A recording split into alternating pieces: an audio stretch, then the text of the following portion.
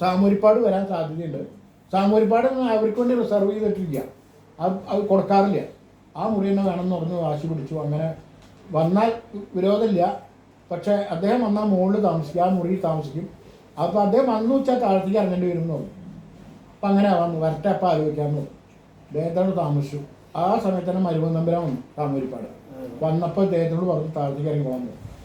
അത് അദ്ദേഹത്തിന് വലിയ ഇഷ്ടമായില്ല. നമുക്ക് ദേവസ്വം ജീവനക്കാർ മറക്കാൻ പറ്റില്ല. പിക്കാർ കുറിപ്പില്ലേ, ഇയാൾ കേസിറക്ക ബസ് ഇയാൾ പറ്റില്ല, അവർക്ക് ഞാൻ പറഞ്ഞു കേട്ടോളൂ പറഞ്ഞു. എല്ലാം അടിപ്പിച്ച് അങ്ങനെ അടിക്കുമല്ലോ പിക്കാർ കുറിപ്പ്. അത് വലിയ വിഷമായി. ശങ്കരൻ നായർ പറഞ്ഞ ഒരാളുണ്ട്, അയാളാണ് അവസാനത്തെ കമ്മീഷണർ.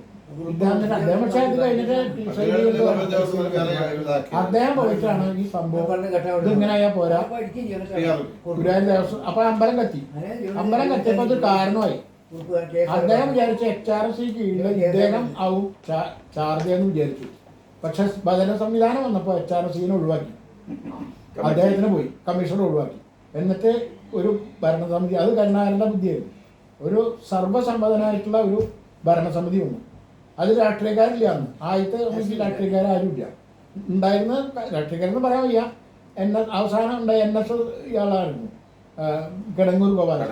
അത് രാഷ്ട്രീയക്കാരെന്ന് പറയാൻ വയ്യ, അദ്ദേഹമായിരുന്നു.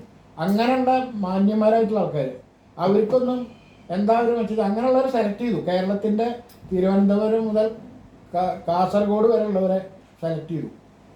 അവർക്കൊന്നും നല്ല തറവാടിത്തുള്ളവർ അങ്ങനെ അന്ന് നോക്കാറുണ്ട്, അല്ലാണ്ട് വെറുതെ ഒരു രാഷ്ട്രീയം നോക്കിയിട്ടല്ല.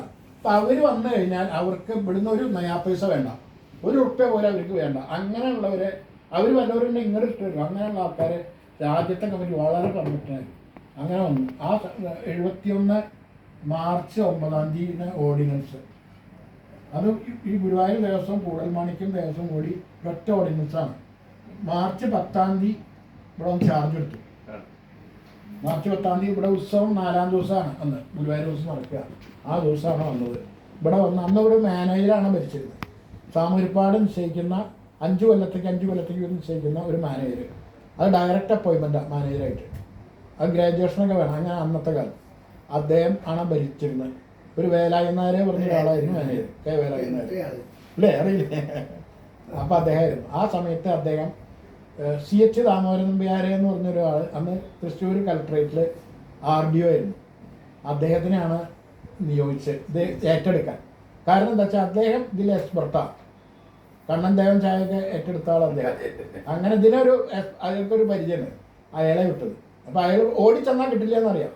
സാമൂരിപ്പാടിൻ്റെ പേരാണ്, അവർ ഇട്ട് കൊടുക്കില്ല അറിയാം. ഇങ്ങനെ ഓടിച്ചെന്നിട്ട് ഞങ്ങൾ ആ ഓർഡർ വന്നിട്ടുണ്ടെന്ന് പറഞ്ഞാൽ പറ്റില്ല. അപ്പം അദ്ദേഹം ഒരു സൂത്രം ഒപ്പിച്ചു, അങ്ങനെ കേട്ടില്ല, പറഞ്ഞു കേട്ടില്ല. അദ്ദേഹം എന്ത് ചെയ്തു വെച്ചാൽ ഒരു ഓർഡർ കോപ്പി ഉണ്ടാക്കി. ഈ മാനേജർ കെ വേലായുധ നായരെ അഡ്മിനിസ്ട്രേറ്റർ ആക്കിയിട്ട് അവിടെ നിശ്ചയിച്ചു എന്ന് പറഞ്ഞിട്ട് അതിൻ്റെ കാർബൺ കോപ്പി അയാൾ കൊടുന്നു.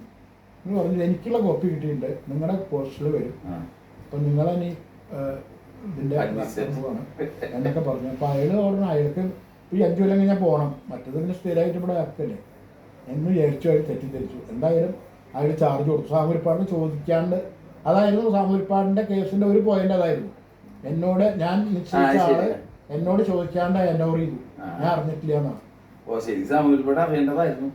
അദ്ദേഹം ചോദിച്ചിട്ട് വേണ്ടേ, അതായിരുന്നു എൻ്റെ ഒരു പോയിന്റ്.